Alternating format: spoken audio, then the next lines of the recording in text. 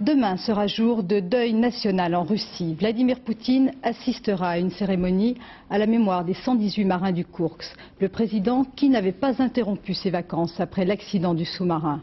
Et la colère est toujours aussi forte en Russie, même si le commandant de la flotte du Nord a demandé pardon aux familles. Stéphanie Pérez.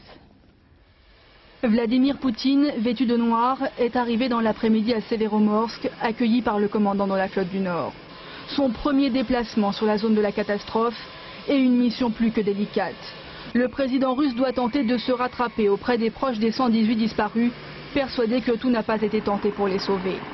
Hier soir, en direct à la télévision, l'amiral Popov a déjà présenté ses excuses aux familles, visiblement très émues. Pardonnez-moi pour ne pas avoir ramené vos garçons. Mais le ton n'est pas au pardon, ni dans la presse russe, ni dans les rues de Mourmansk. Poutine aurait dû venir ici beaucoup plus tôt, pour nous soutenir. Il a été trop distant. C'est peut-être vrai qu'il n'y avait plus rien à faire, mais quoi qu'il en soit, il aurait fallu intervenir plus vite, c'est certain.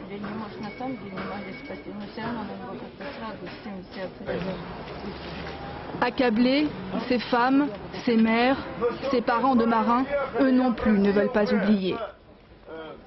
Plusieurs familles ont décidé de boycotter la cérémonie officielle qui doit se tenir demain en présence du président russe. Elles exigent d'abord de récupérer les corps de leurs proches avant de commencer vraiment leur travail de deuil. Ceci devrait prendre de longues semaines, alors en attendant, elles ont été regroupées sur un navire hôpital où elles sont suivies par des psychologues. Pendant ce temps, sur la mer de Barents, la marine britannique qui a participé aux opérations de secours a quitté la zone du drame. Sa mission est terminée.